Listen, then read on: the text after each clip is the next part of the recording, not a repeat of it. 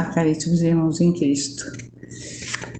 Bem-vindos para mais uma leitura do nosso Evangelho da Casa Espírita Ana Luz. O Evangelho sugerido para hoje é o capítulo 7, Bem-aventurado os pobres de espírito. Aquele que se eleva será rebaixado. Item 3. Por esta ocasião, os discípulos se aproximaram de Jesus e lhe perguntaram: quem é o maior no reino dos céus?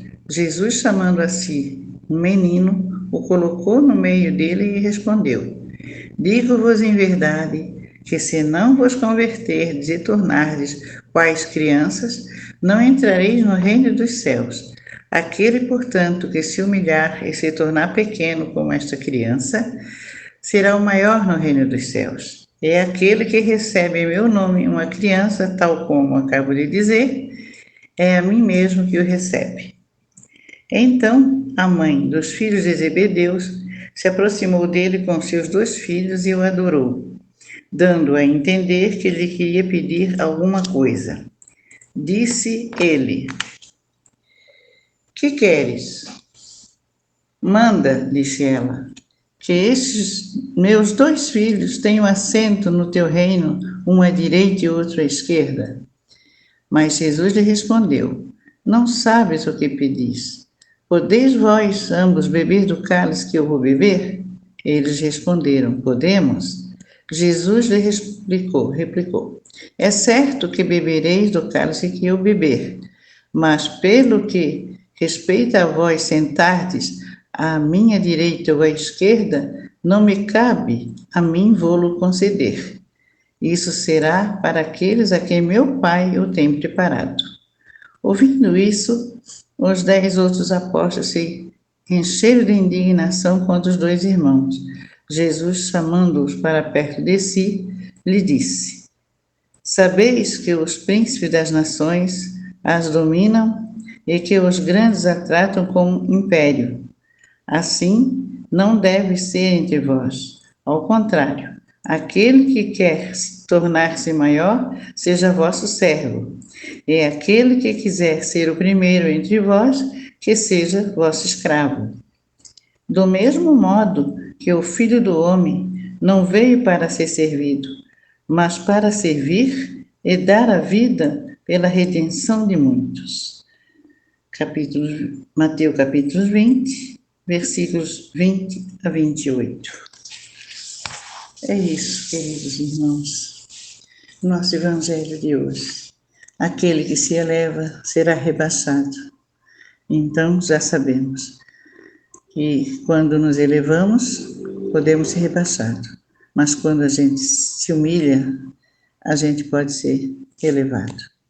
A humildade é o caminho. Ana Luz, mais uma vez estamos nós aqui para dar continuidade à nossa participação na quarta-feira com o livro Caminho, Verdade e Vida, de Francisco Cândido Xavier, pelo Espírito Emmanuel. Nós estamos vendo texto a texto, e o texto que nos cabe na noite de hoje é o de número 12, que fala da educação no lar. O texto bíblico que Emmanuel seleciona para trazer essa mensagem é um texto bastante conciso, é o item 38 do capítulo 8, o versículo 38 do capítulo 8 de João, em que diz: vós fazei o que também vistes junto de vosso Pai.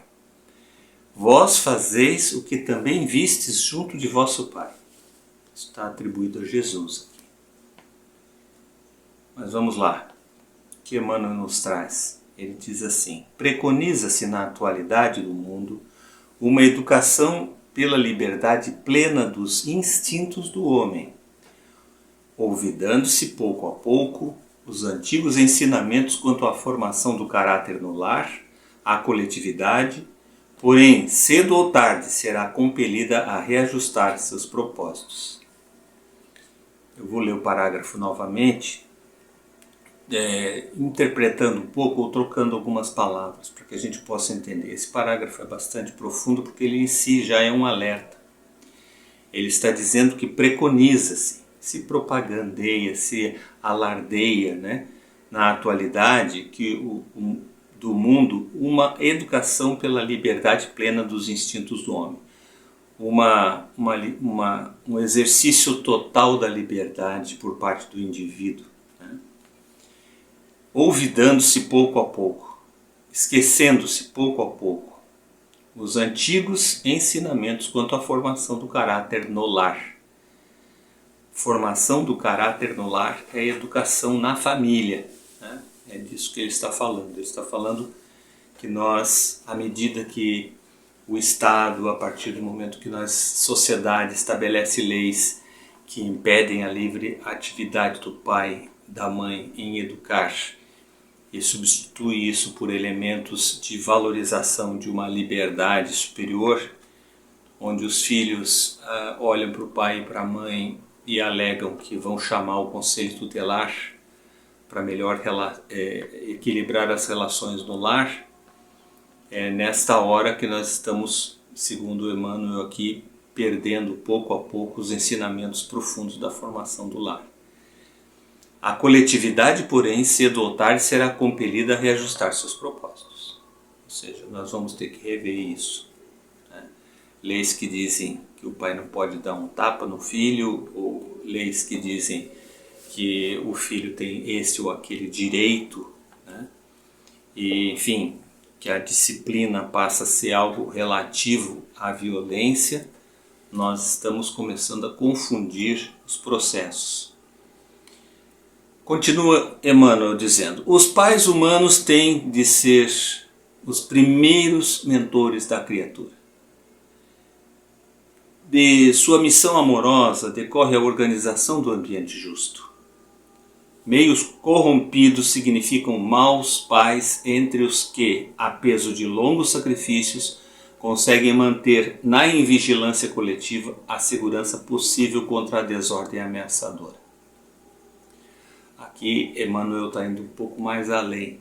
Ele olha a sociedade como um todo e nos alerta. Nós, pais humanos, somos os primeiros, a primeira referência da criatura e, consequentemente, a parte mais sensível da influência sobre a formação do caráter. Então, de sua missão amorosa decorre a organização do ambiente justo. Ou seja, a partir do momento que pais amorosos, pais que amam seus filhos, se entregam e dedicam-se a eles no sentido de orientá-los para a verdade da vida, é assim que uma sociedade justa nasce. É assim que uma sociedade justa, uma sociedade que todos se enxergam como iguais e se respeitam, dentro dessa lei maravilhosa proposta por Cristo de amar ao próximo como a nós mesmos, e por isso aqui a palavra amorosa é dada com ênfase, nós buscamos realizar esta mesma justiça no mundo. E a justiça aqui não pode ser confundida com a vingança, com a punição. A justiça aqui é a misericórdia, é a prática do bem. A justiça aqui é a noção de equidade de necessidades e direitos entre as pessoas. Meios corrompidos significam maus pais entre os que, a peso de longo sacrifício, conseguem manter na invigilância coletiva a segurança possível contra as desordens ameaçadoras. Então, nós estamos, à medida que afastamos os pais do seu objetivo fundamental de educar os filhos, nós, sociedade, estamos cometendo um erro muito grande, uma invigilância coletiva, na segurança possível contra a desordem ameaçadora. Por quê? Indivíduos mal formados, de mau caráter, com falta de referência de amorosidade e de responsabilidade pela própria vida, acabam sim causando problemas sociais muito maiores. A tarefa doméstica nunca será uma válvula para gozos improdutivos, porque constitui trabalho de cooperação com Deus. Olha só, está afirmando que a tarefa doméstica, essa ideia de uma família nuclear, que expande a partir dos filhos seus anéis em relação à sociedade, família como célula máter da sociedade, neste sentido, essa tarefa não pode ser improdutiva, ela não pode ser anulada, né? Ela precisa continuar exercendo o seu papel, porque constitui um trabalho de cooperação que vem de Deus. Quer dizer, nós nos organizamos em família não porque há uma lei que nos atribui isso, mas pela nossa natureza biológica e psicofísica, nós nos organizamos assim. Então, nós, à medida que compreendermos que a vontade individual de cada um, de cada individualidade inteligente criada por Deus, é a forma com que Deus conversa conosco, né? Nos expressa a sua necessidade, e à medida que caminhamos, que agimos amorosamente uns para com os outros, construímos uma sociedade fraterna, né? Então, basicamente é isso que Emmanuel está nos dizendo.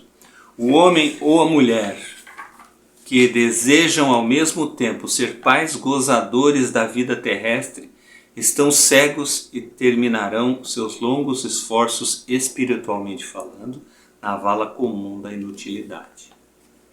Então, se nós decidimos pela ausência e apenas por gozar da vida, gozos da vida terrestre, aqui é centrar a nossa necessidade básica, física, material, acima de todas as outras realizações possíveis. Quando não olhamos mais para a formação dos filhos como algo tão importante quanto adquirir o carro do ano ou ter a casa própria e assim por diante. Quer dizer, nós abdicamos da qualidade de educação de nossos filhos por bens. Então, aí está um perigo muito grande. Gozos terrestres estão cegos e terminarão seus loucos esforços. Já está nos dizendo Emmanuel que isso é uma loucura talvez coletiva, talvez a massiva propaganda que gira em torno desse marco e valoradamente ideológico, né, de liberdade individual, de desimportância e desinformação na família para o aumento do poderio do Estado.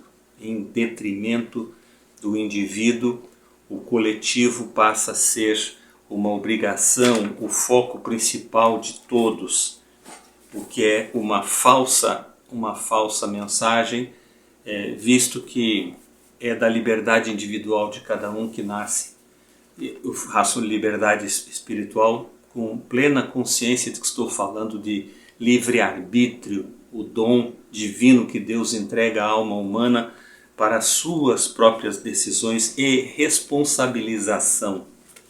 Então é neste sentido que seria louco abandonar esforços do aprendizado, da autoeducação, do polimento individual de cada um para a busca desenfreada de prazeres, sejam eles quais forem, do ponto de vista material. Então, espiritualmente falando, Emmanuel está nos destacando que ele está falando para o espírito humano. Não que seja ruim para o corpo físico, né? Mas que vá causar a redução do progresso possível para essa alma, esse espírito encarnado, né? Caindo na vala comum da inutilidade. Ora, quem conhece a lei do trabalho expressa no Livro dos Espíritos, sabe aqui que trabalho não é necessariamente a atividade profissional. Nós estamos falando aqui como toda ação útil produzida pelo homem. O próprio Jesus preconizava que se conhece as árvores pelos seus frutos, ou seja, querendo dizer que nós humanos devemos ser valorizados por aquilo que produzimos, e os resultados do que produzimos é que realmente pesam para nos dizer quem somos, e não apenas a aparência, a figuração, a busca de atributos estéticos pura e simples, mas a construção de um caráter probo, produtivo, trabalhador, também aqui não no sentido de uma busca incessante de realização financeira, de novo, que nós caímos na vala comum do material, mas da realização educacional, de nos atribuirmos valor mais importante uns aos outros, no sentido de buscarmos essa participação na ação divina, né? Na ação da vontade de Deus. O próprio Jesus nos convocava sempre e quando perguntado sobre qual a sua missão, ele dizia: fazer a vontade de Deus sobre a terra. Então aí nós começamos a compreender a dinâmica e a amplitude desse texto de Emmanuel. Debalde improvisarão sociólogos para substituir a educação no lar por sucedâneos abstrusos que envenenam a alma. Ser um espírito que haja compreendido a paternidade de Deus acima de tudo, consegue escapar à lei pela qual os filhos sempre imitarão os pais, ainda quando estes sejam perversos.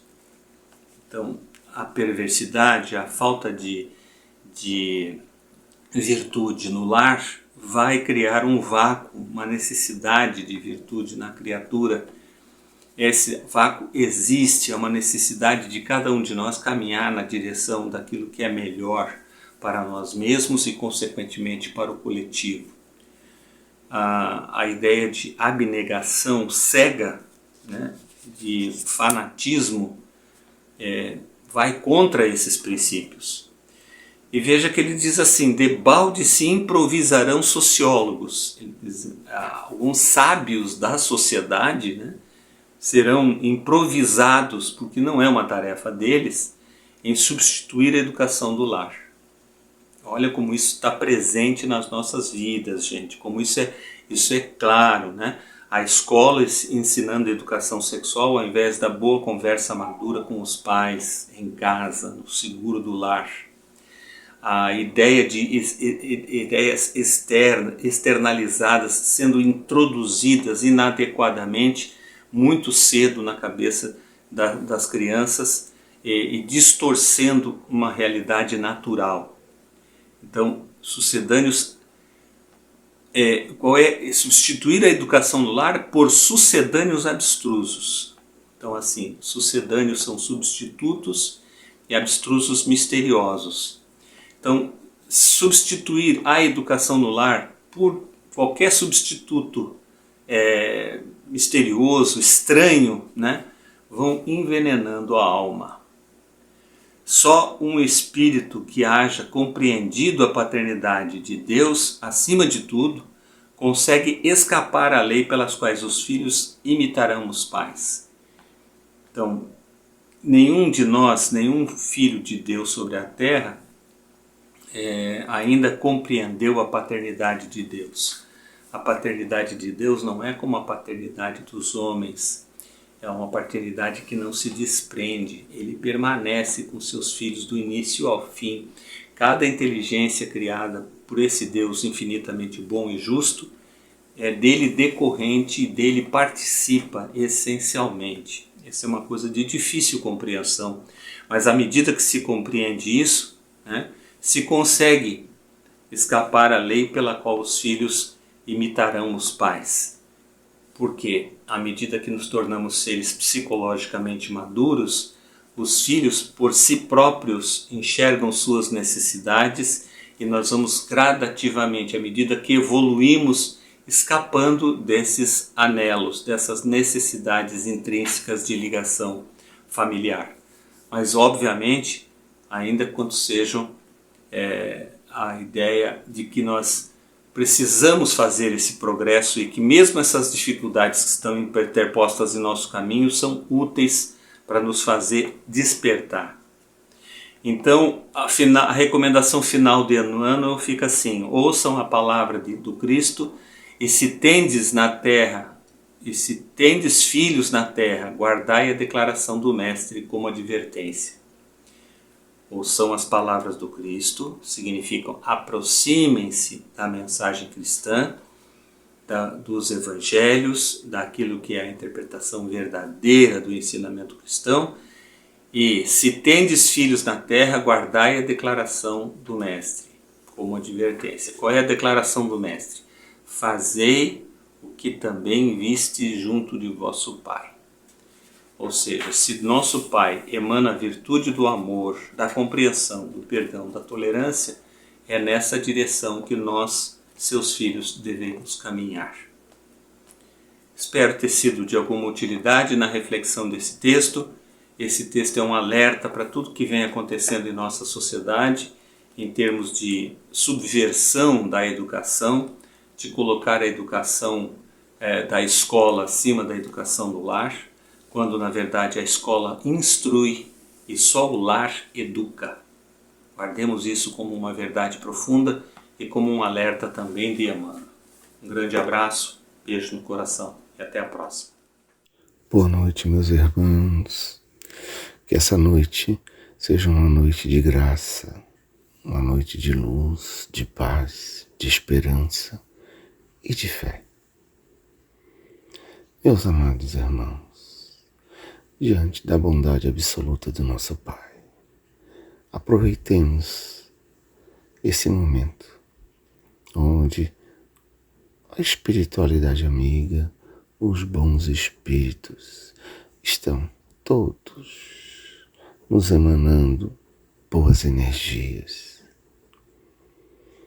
Aproveitemos esse momento, senhores, para que possamos agradecer por mais esse dia, agradecer a bênção do nosso Pai de estarmos vivos, com saúde, na esperança de um dia melhor. E eu peço ao nosso Pai amado que Ele proteja a todos vocês, os seus familiares, de todos os males, de todos os perigos. Pai, afastai, Senhor, os sofrimentos, as angústias. Afastai, Pai, os obsessores, os maus olhados. Dai, Pai, a esses teus filhos tudo aquilo que eles estão em busca nesse momento, Senhor. Seja a cura para os seus males físicos e espirituais, ou seja, a esperança de um dia melhor, Pai amado. Diante da tua graça eu te peço, abençoa a todos os teus filhos nessa noite de hoje. Pai nosso que estás nos céus, santificado seja o teu santo e sagrado nome. Venha a nós, Pai, o teu reino. Seja feita, Senhor, a tua vontade, assim na terra como nos céus. O pão nosso de cada dia nos dai hoje. Perdoa, Senhor, as nossas dívidas, assim como nós perdoamos aos nossos devedores. E não nos deixeis, Pai, cairmos em tentações. Livra-nos, Senhor, de todos os males, pois teu é o reino, o poder e a glória, Senhor, para sempre. Que vocês tenham uma noite abençoada, meus irmãos. Que assim seja.